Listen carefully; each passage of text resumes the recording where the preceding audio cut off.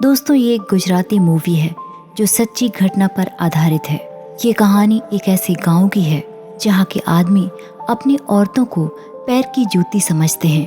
और ये कहना गलत नहीं होगा कि उस गांव की औरतें अपनी मर्जी से सांस भी नहीं ले सकती।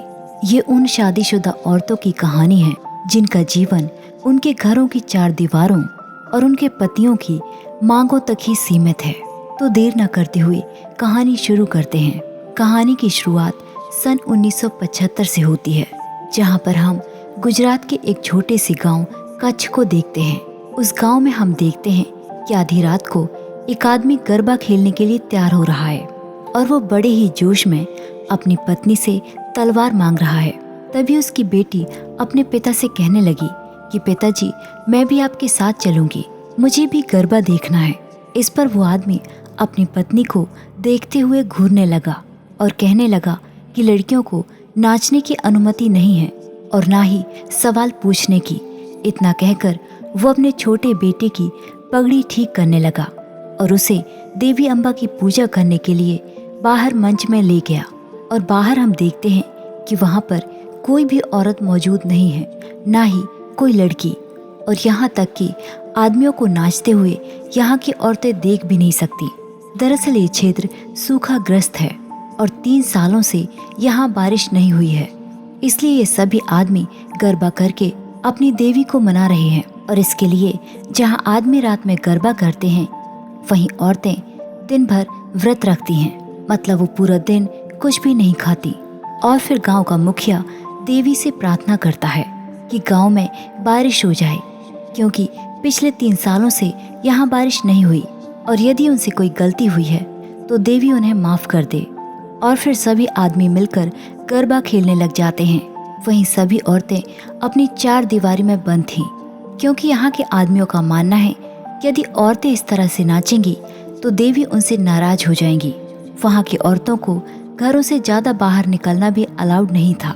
लेकिन 3 साल से बारिश न होने की वजह से उन औरतों को गांव से काफी दूर पानी लेने के लिए जाना पड़ता था। और यही वो वक्त था जब वो औरतें अपने आप को आजाद महसूस करती थी। सभी औरतें एक दूसरे से मिलकर अपना सुख दुख साझा करती। और दूसरी तरफ हम देखते हैं कि गांव के मुखिया के पास एक बावला नाम का आदमी आता है।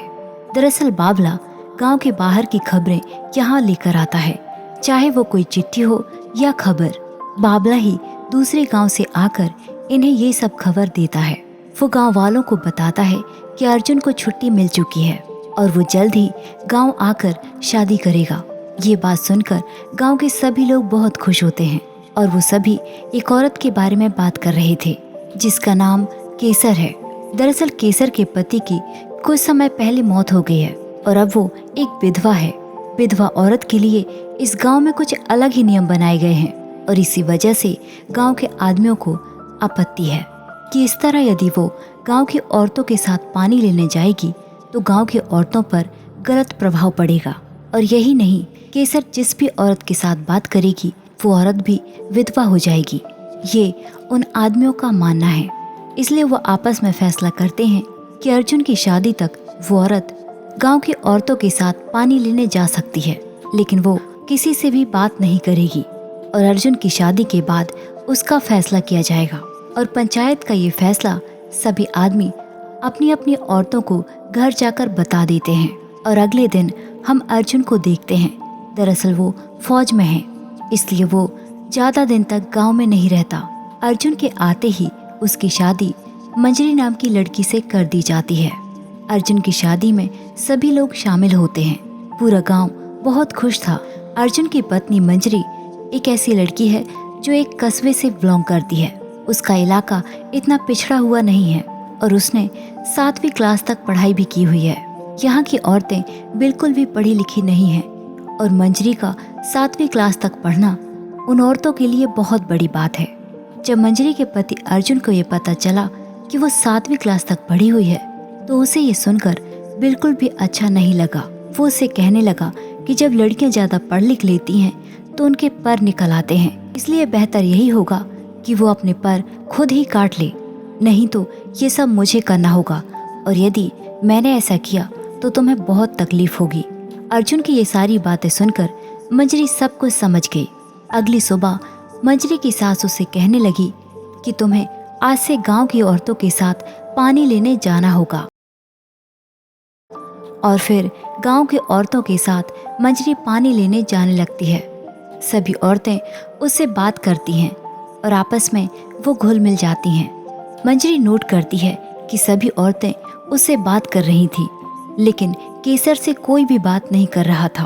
उसे ये बात कुछ अजीब सी लगी, इसलिए उसने एक औरत से इस बारे में पूछ ही लिया कि आखिर उस औरत से कोई बात क्यों नहीं कर रहा। एक औरत ने उसे बताया कि वो एक विधवा है और यदि हम लोग उस औरत से बात करेंगे तो हमारे पति को भी कुछ हो जाएगा, इसलिए हमें कहा गया है कि इस विधवा औरत से कोई भी बात ना करे। इसी डर से कोई भी केसर के साथ बात नहीं करता। केसर दूर खड़ी हुई रो रही थी, लेकिन मंजरी इन सब बातों को नहीं मानती और वो केसर से बात करने लग जाती है। गांव की औरतें उसे समझाने की कोशिश करती हैं, लेकिन मंजरी लगातार उससे बात किए जा रही थी। लेकिन केसर खुद इतनी डरी हुई थी कि वो मंजरी से बात नहीं करती, ना ही वो उसके कोई भी सवाल का जवाब देती। अगले दिन हम लीला नाम की एक औरत को देखते हैं जो माँ बनने वाली है। मंजरी को लगता है कि उसे बेटी होगी और इस बात से लीला भी खुश है। घर जाकर मंजरी अपने कपड़ों में कढ़ाई करने लग जाती है। जब उसकी सास ने उसे कढ़ाई करते हुए देखा तो उसने तुरंत ही उसके हाथ से वो कपड़ा छीन लिया। वो उस पर चिल्लाने लगी और कहने लगी कि इस गांव में ये काम कोई भी नहीं करता। ये सुनकर मंजरी काफ़ी हैरान थी। तब उसकी सास ने उसे बताया कि उनके गांव में एक मुरी नाम की लड़की थी जो एक विधवा थी। इस गांव की औरतों को काम करके पैसे कमाने की अनुमति नहीं है, लेकिन मुरी एकदम अकेली थी, इसलिए वो सबकी चोरी छिपे कढ़ाई बुनाई का काम करने लगी और वो अपने कपड़ों को बेचा करती थी। उन्हीं बुने हुए कपड़ों को लेने एक आदमी उसके पास आया करता था और वो उन कपड़ों को ले जाकर शहर में बेच देता था। कुछ दिन तक यूं ही सब कुछ चलता रहा, लेकिन एक दिन इस बारे में गांव वालों को पता चल गया। उस आदमी ने मुरी को बताया कि गांव वालों को तुम्हारी कढ़ाई बुनाई के बारे में पता चल गया है। और अब मुरी बहुत ज़्यादा डर गई थी और वो डर के मारे उस आदमी के साथ गांव से भाग जाती है। उसके जाने के बाद गांव वालों ने फैसला किया कि कोई भी औरत कढ़ाई बुनाई का काम कभी भी नहीं करेगी, इसलिए उन सब ने मिलकर मुरी के घर से जो भी कढ़ाई बुनाई का सामान मिला वो सब कुछ उन लोगों ने जला दिया। लेकिन जब से मुरी इस गांव से गई तब से बारिश होनी भी बंद हो गई और इसके निवारण के लिए वहां पर एक बाबा को बुलाया गया। उस बाबा ने बताया कि मुरी ने बहुत बड़ा पाप किया है और इसलिए देवी अम्बा हमसे नाराज हो गई हैं और जब तक तुम सब लोग उसकी बलि नहीं चढ़ा दोगे तब तक इस गांव में बारिश नहीं होगी। हमारी देवी मुरी की बलि मांग रही है। मुरी की बलि के बाद ही देवी हमें माफ़ करेंगी। सभी गांव वाले मिलकर मुरी को कई दिनों तक इसी तरह ढूंढते रहे। कुछ दिन के बाद फाइनली उन्हें मुरी मिल गई जिसने उस आदमी के साथ शादी कर ली थी। गांव वालों ने मिलकर मुरी और उसके पति को मार डाला। ये सब सुनकर मंजरी ने अपनी सास से पूछा कि क्या मुरी के मरने के बाद इस गांव में बारिश हुई। मंजरी की ये बात सुनकर उसकी सास के पास इस बात का कोई भी जवाब नहीं था, क्योंकि मुरी की बलि देने के बाद भी इस गांव में बारिश नहीं हुई। और रात को हम देखते हैं कि फिर से सभी आदमी अपनी औरतों को घर में बंद करके बाहर गरबा खेलने लग जाते हैं। अगले दिन हम देखते हैं कि जब सभी औरतें पानी लेने के लिए जा रही थी तभी वो रास्ते में देखते हैं कि एक आदमी बेहोश पड़ा हुआ था। मंजरी उसे पानी पिलाने के लिए जाने लगी। गांव की औरतें उसे ऐसा करने से रोक रही थी। उनके बीच इस दौरान बहुत बहस हुई, लेकिन फिर भी मंजरी ने उस आदमी को पानी पिलाया और उसे होश में लाया। पानी पीने के बाद वो आदमी कुछ हद तक ठीक हो जाता है। मंजरी उस ढोल वाले आदमी से कहने लगी कि वो उन सब के लिए ढोल बजाए। इस बात पर वो आदमी कोई भी जवाब नहीं देता और वो सभी औरतें वहाँ से जाने लगी। तभी अचानक उन्हें ढोल की आवाज़ सुनाई दी। जो वो आदमी उनके लिए ढोल बजाने लगा था। जैसे ही उसने ढोल बजाया मंजरी वहाँ पर नाचने लगी। मंजरी को इस तरह गरबा करते हुए कुछ और औरतें भी उसके साथ नाचने लगी। ढोल वाला आदमी उन औरतों को इतना सम्मान देता है कि वो अपनी नज़रें झुकाकर ढोल बजा रहा था और उन औरतों की तरफ पीठ करके खड़ा हुआ था। तभी कुछ औरतें कहने लगी कि जिन जिन औरतों ने गरबा खेला है उनके साथ बहुत बुरा होगा। देवी का गुस्सा उन सब पर फूटेगा। सभी औरतें बहुत ज़्यादा डर चुकी थी। वहीं मंजरी केसर से पूछने लगी कि आखिर उसने गरबा क्यों नहीं किया। गरबा करने की बात तो दूर है, उसने गरबा करने वाली औरतों को देखा क्यों नहीं।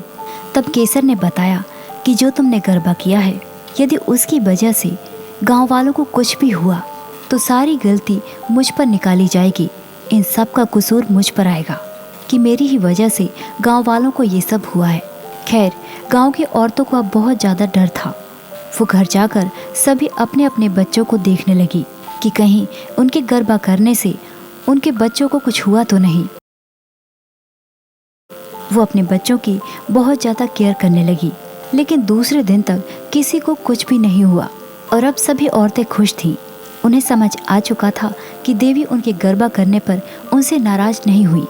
और फिर वो सभी पानी भरने के लिए जाती हैं और सभी औरतें मिलकर गरबा खेलती हैं। जब वो औरतें नाचती हैं तो वो ऐसा महसूस करती हैं कि वो ढोल की धुनों पर नाचते हुए अपने आप को जीवित महसूस करती हैं और अब वो मरने के डर से जीना नहीं छोड़ सकती। कई दिनों तक औरतें ऐसा ही करती रहीं। वो पानी लेने के लिए आती और वो आदमी उनके लिए ढोल बजाता, यहाँ तक कि ढोल वाले आदमी के लिए वो सभी औरतें मिलकर रोटी भी लाया करती, क्योंकि उस आदमी का कोई घर भी नहीं था और सभी मिलकर उस आदमी के लिए एक छोटा सा घर भी बनाते हैं। एक दिन एक औरत अपनी बेटी को भी वहाँ लेकर आती है। उस लड़की को देखकर मुलजी काफ़ी दुखी हो गया, जैसे उसे उसका कोई अपना याद आ गया हो। वो उसे देखकर अपनी बेटी रेवा को याद करने लगा। दरअसल मुलजी का भी एक परिवार था। वो एक छोटी जाति से बिलोंग करता है। उस वक्त भी वो ढोल बजाने का काम किया करता था। वो एक दिन एक गांव में ढोल बजाने के लिए जाता है। उस दिन होलिका दहन था। होलिका दहन के बाद सब लोग वहां से चले गए, लेकिन तभी वहां पर मुलजी की पत्नी और उसकी बेटी रेवा वहां पर आ जाती है। वो अपने पिता से ढोल बजाने के लिए कहने लगी। मुलजी भी एक अच्छे पिता की तरह अपनी बेटी के कहने पर ढोल बजाने लगता है और रेवा और उसकी माँ दोनों गरबा करने लगी। तभी गांव का एक आदमी उन तीनों को इस तरह देख लेता है और वो तुरंत ही इस बात को बताने के लिए गांव वालों के पास चला जाता है कि हमारी धार्मिक जगह पर वो छोटी जाति का ढोल वाला अपनी पत्नी और बेटी के साथ नाच रहा है। ये बात सुनते ही गांव वाले गुस्से से तिलमिला उठे और जब रात को मुलजी और उसका परिवार घर के अंदर था, तब गांव वाले मिलकर मुलजी के घर में आग लगा देते हैं और इसमें मुलजी की पत्नी और उसकी बेटी रेवा की मौत हो जाती है। तब से वो बिल्कुल अकेला पड़ गया है। मुलजी की कहानी सुनकर उन औरतों को भी बहुत दुख हुआ। वो उन औरतों से कहने लगा कि आप लोग मेरे ढोल पर नाचती हैं तो मुझे अच्छा लगता है। तभी उन औरतों को नाचते हुए बाबला देख लेता है, लेकिन वो गांव जाकर इस बारे में किसी को भी नहीं बताता, क्योंकि वो भी कहीं ना कहीं जानता है कि ये गलत नहीं है। गलत तो वो है जो गांव वाले इन औरतों के साथ करते हैं। और अगले दिन लीला के पेट में दर्द शुरू हो गया, लेकिन उसकी बदकिस्मती, उसने एक मरे हुए बच्चे को जन्म दिया। उसके बच्चे की गर्भ में ही मौत हो चुकी थी और गांव की कुछ औरतों का कहना है कि ये सब हमारे नाचने की वजह से हुआ है। यदि हम गरबा न खेलते तो ये हादसा ना होता। उन सभी ने मंजरी को ही इस पर दोषी ठहराया और मंजरी ने भी लीला के बच्चे की मौत का जिम्मेदार अपने आप को मानने लगी। वो लीला के पास जाती है और उससे कहती है कि यदि तुम्हें भी लगता है कि तुम्हारे बच्चे की मौत मेरी वजह से हुई है तो तुम मुझे जो भी सजा देना चाहो दे सकती हो। और फिर लीला ने उसे बताया कि मेरे बच्चे की मौत तुम्हारी वजह से नहीं हुई। दरअसल कल मेरे पति ने मुझे बहुत पीटा।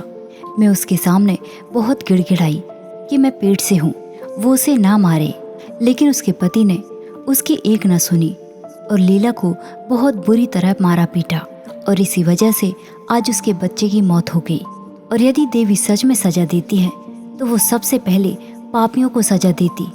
जो मेरे पति ने मेरे साथ किया, ये गांव वाले हमारे साथ करते हैं। देवी सबसे पहले उन्हें सजा देती। मेरे बच्चे की मौत मेरे पति की वजह से हुई है। और लीला ने मंजरी से ये भी कहा कि जब मैं ठीक हो जाऊंगी तो मैं भी तुम्हारे साथ गरबा खेलने आऊंगी। अगले दिन सभी औरतें फिर से गरबा खेलने जाती हैं। मंजरी मुलजी से कहने लगी कि तुम यहाँ अकेले रहते हो, क्यों ना तुम गांव में आकर रहो, वहाँ तुम कोई काम भी कर लेना। और उनकी ये बात मुलजी मान लेता है। वो मंजरी के गांव में जाकर मुखिया से काम मांगता है, लेकिन मुखिया उसे काम देने से मना कर देता है। तभी बाबला उनकी बात सुन लेता है। दरअसल बाबला को पता था कि ढोल वाले को उन औरतों ने ही यहाँ भेजा है। वो मुखिया से कहता है कि यह बहुत अच्छा आदमी है, मैं इसे जानता हूँ। बाबला की इन बातों को सुनकर मुखिया मुलजी को काम पर रख लेता है और उसके रहने का इंतजाम भी कर देता है। और अब मुलजी रात में आदमियों के लिए ढोल बजाता और दिन में वही औरतों के लिए।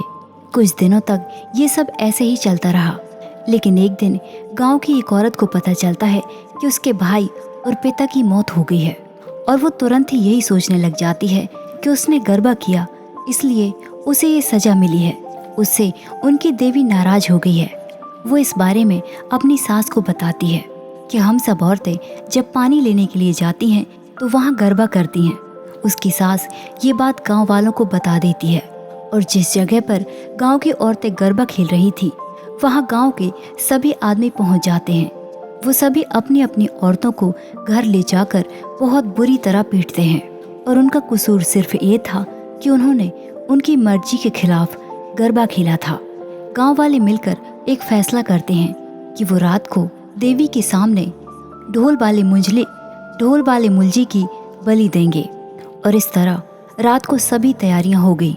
जैसे ही वो लोग मुलजी की बलि चढ़ाने लगे तभी वहां पर बाबला आ जाता है और वो गांव वालों से कहने लगा कि कम से कम उसकी एक आखिरी ख्वाहिश पूछ लेनी चाहिए।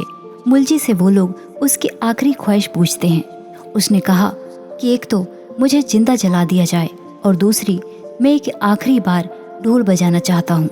उसकी ये बात गांव वाले मान लेते हैं और मुलजी ढोल बजाने लगता है। जैसे ही वो ढोल बजाता है गांव की औरतों के अंदर एक हिम्मत पैदा होने लगती है। उनके साथ जो भी हो रहा है वो इन सब से तंग आ चुकी थी। मंजरी हिम्मत करके बाहर जाने लगती है, लेकिन उसका पति उसे फिर से अंदर भेज देता है। लेकिन वो भी अपने पति की बात नहीं सुनती और वो बाहर आ जाती है। जैसे ही मंजरी बाहर आती है बारिश शुरू हो जाती है। ये सब देखकर मुखिया मंजरी के पति को वहीं पर रोक देता है। वो कहने लगा कि जिस तरह से मंजरी बाहर आई और बारिश शुरू हो गई, इससे यही पता लगता है कि देवी माँ भी चाहती हैं कि औरतें भी अपने घरों से बाहर निकलकर गरबा खेलें। जैसे ही मंजरी गरबा करने लग जाती है बाकी औरतें भी अपने अपने घरों से बाहर निकलकर उसके साथ गरबा खेलने लग जाती हैं। जैसे जैसे वो गरबा खेलती हैं बारिश और तेज हो जाती है। आज 3 साल बाद यहाँ बारिश हुई थी। अब सब लोग समझ चुके थे कि आखिर देवी की इच्छा क्या है और इस तरह गांव की औरतें आज़ाद हो जाती हैं। लेकिन गांव में और भी प्रथाएं थी, जैसे विधवा औरत से कोई शादीशुदा औरत बात नहीं करेगी, कोई औरत पैसे कमाने के लिए काम नहीं करेगी।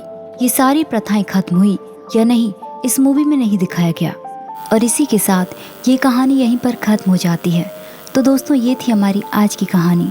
हमारी कहानी आपको कैसी लगी कमेंट करके ज़रूर बताइए और ऐसी ही कहानियों के लिए हमारे चैनल को सब्सक्राइब कीजिए। Thanks for watching.